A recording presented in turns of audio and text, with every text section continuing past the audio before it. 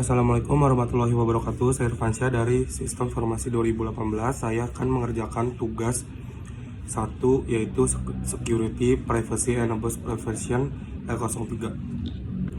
Di sini saya akan meringkas dari halaman 8 sampai 40. Yang pertama yaitu ada pendahuluan 1.1. Ini menjelaskan tentang internet. Internet adalah salah satu penemuan terpenting abad ke-21 yang telah mempengaruhi kehidupan kita. Hari ini internet telah melintasi setiap penghalang dan telah mengubah cara kita berbicara, bermain permainan, bekerja, berbelanja, berteman, mendengarkan musik, menonton film, memesan makanan, membayar tagihan, menyapa teman Anda pada hari ulang tahunnya atau hari jadinya, dan lain-lain. Sekarang kita dapat membayarnya dengan sekali klik tombol dari rumah atau kantor. Teknologinya telah mencapai tingkat yang bahkan tidak kita ketahui membutuhkan komputer untuk menggunakan internet. Tidak hanya itu, internet telah mengubah penggunaan perangkat tipikal yang digunakan oleh kami.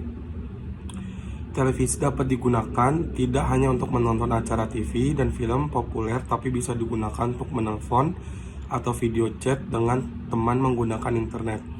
Ponsel tidak hanya digunakan untuk menelpon, tetapi melihat film terbaru.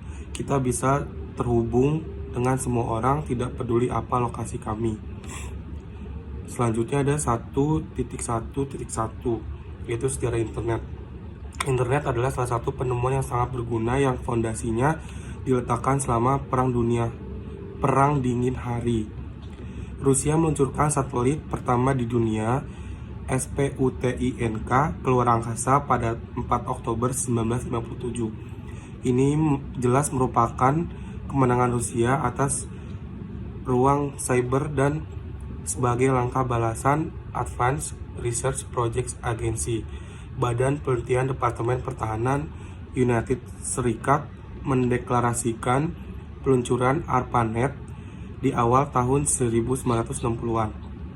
Ini adalah jaringan eksperimental dan dirancang untuk menjaga komputer terhubung ke jaringan ini untuk berkomunikasi satu sama lain, bahkan jika ada node karena serangan bom gagal untuk merespon.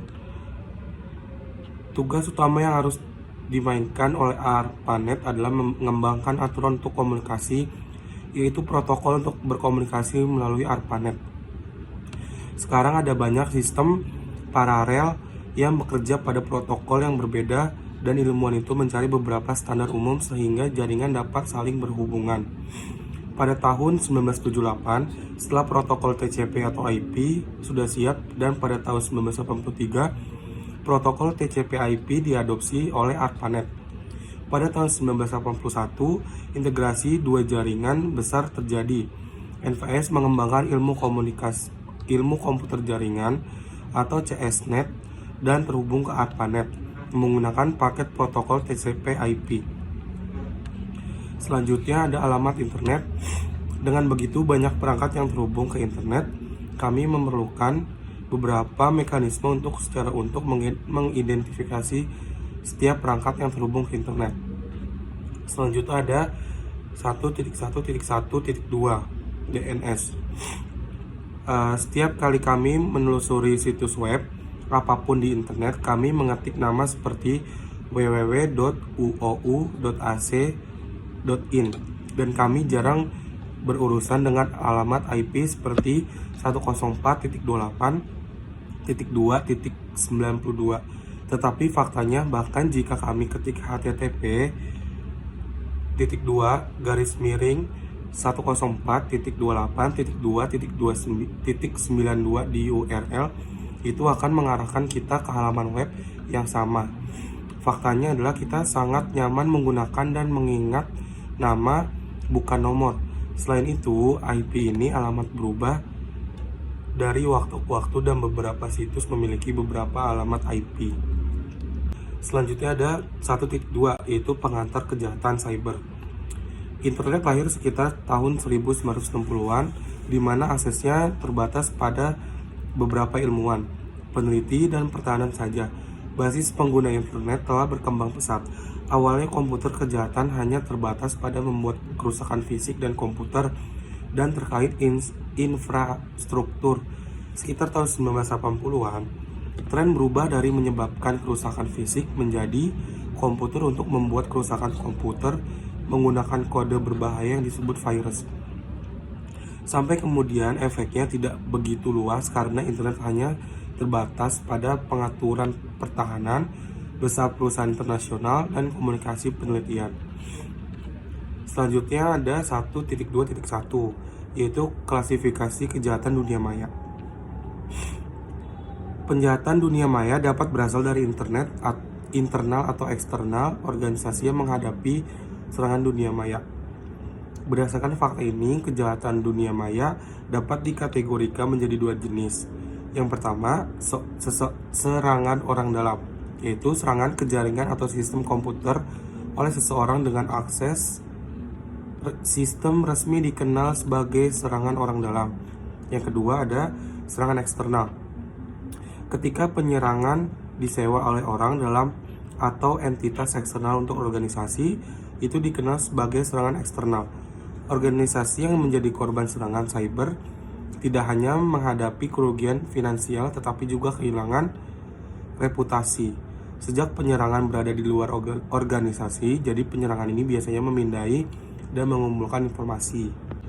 Selanjutnya ada 1.2.2, alasan terjadinya kejahatan cyber. Yaitu ada banyak alasan yang menjadi katalis dalam pertumbuhan kejahatan dunia maya.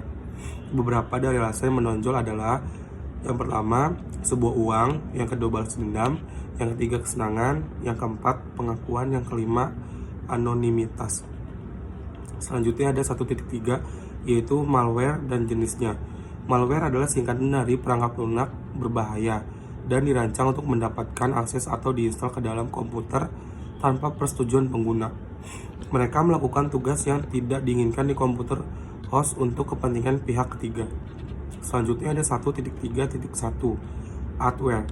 Ini adalah jenis malware khusus yang digunakan untuk iklan paksa. Mereka juga mengarahkan halaman ke beberapa halaman iklan atau pop-up halaman tambahan yang mempromosikan beberapa produk atau peristiwa. Selanjutnya 1.3.2, yaitu spyware. Ini adalah tipe khusus yang dipasang di komputer target dengan atau tanpa pengguna izin dan dirancang untuk mencuri informasi sensitif dari mesin target. Selanjutnya 1.3.3, perangkat lunak membajak perambat. Ada beberapa perangkat lunak berbahaya yang diunduh bersama dengan perangkat lunak gratis yang ditawarkan melalui internet dan install di komputer host tanpa sepengetahuan pengguna.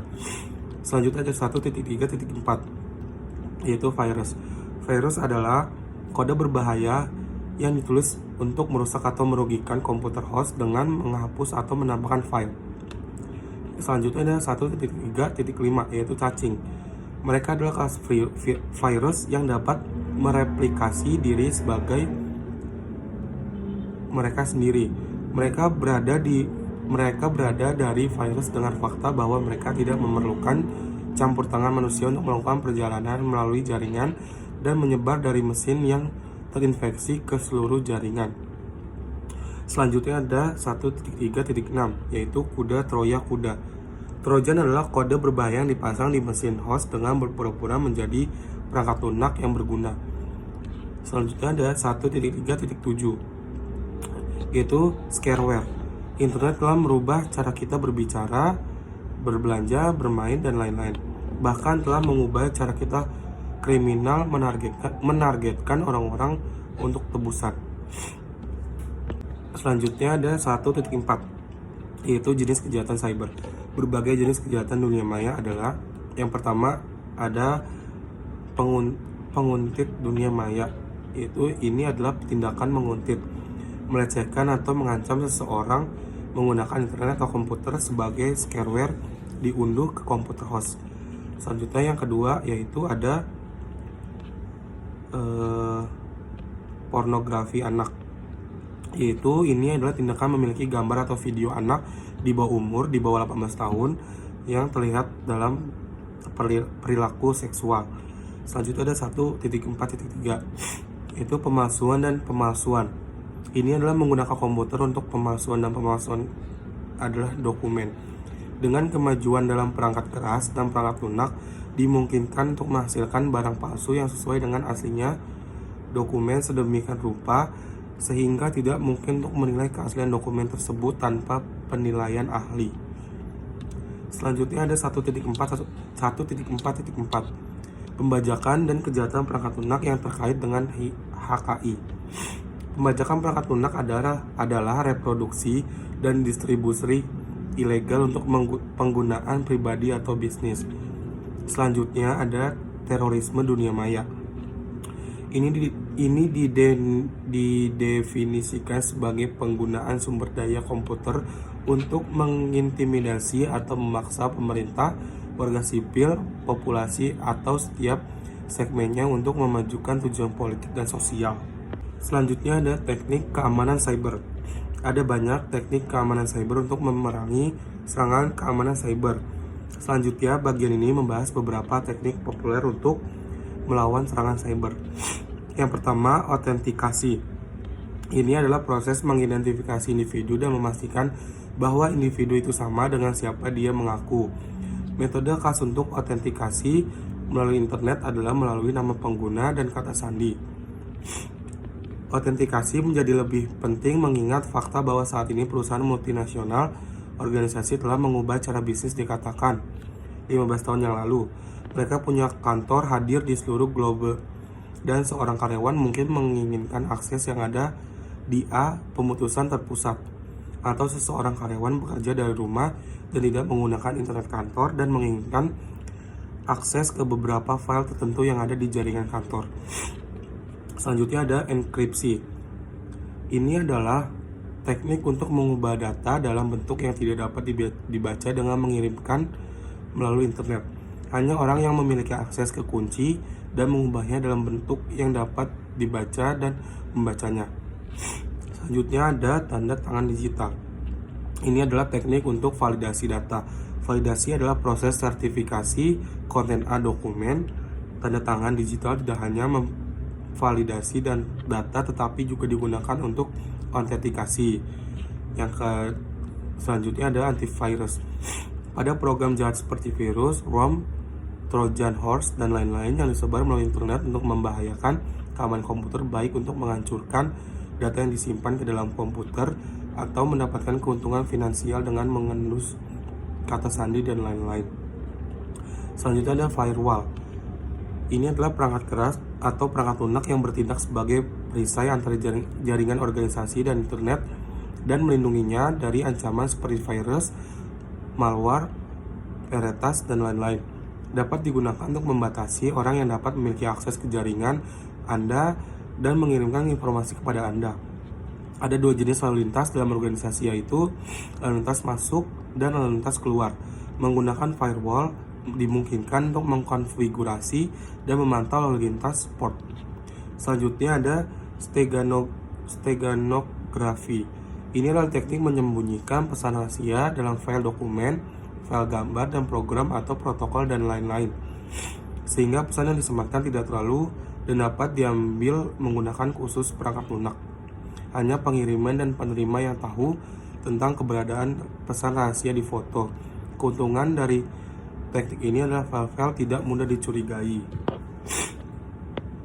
Dan yang terakhir yaitu penyidikan kejahatan cyber atau pengantar untuk forensik cyber. Dalam bab sebelumnya, kami telah membahas teknik pencegahan serangan cyber. Apa jika seseorang telah menghadapi serangan cyber? Apa selanjutnya? Langkah selanjutnya adalah melaporkan kejahatan cyber. Di sini ada 3.1 yaitu forensik komputer. Forensik cyber adalah cabang ilmu yang berhubungan dengan alat dan teknik untuk menyelidiki data digital untuk menemukan alat bukti terhadap suatu tindakan pidana yang dapat diajukan ke pengadilan. Dia adalah praktik melestarikan, mengekstraksi, menganalisa, dan mendokumentasikan bukti dari digital perangkat seperti komputer, media penyimpanan digital, smartphone, dan lain-lain sehingga dapat digunakan untuk membuat pendapat ahli dalam masalah hukum atau administrasi. Selanjutnya ada 3.2 dan yang terakhir ada 3.2. Mengapa kita harus melaporkan kejahatan cyber? Beberapa perusahaan tidak melaporkan insiden kejahatan dunia maya karena mereka khawatir ini akan merugikan reputasi mereka di antara para pemegang sahamnya. Beberapa data sangat sensitif dan pengungkapan dapat berdampak negatif pada bisnis mereka, tapi kenyataannya sampai dan kecuali kejahatan dunia maya insiden dilaporkan, para penjahat cyber tidak akan pernah ditangkap oleh penegak hukum lembaga. Ini akan semakin memperburuk kondisi dan mendorong para penjahat untuk mengulanginya jenis insiden dengan yang sama atau organisasi lain. Sekian presentasi dari saya, kurang lebih yang mohon maaf. Wassalamualaikum warahmatullahi wabarakatuh.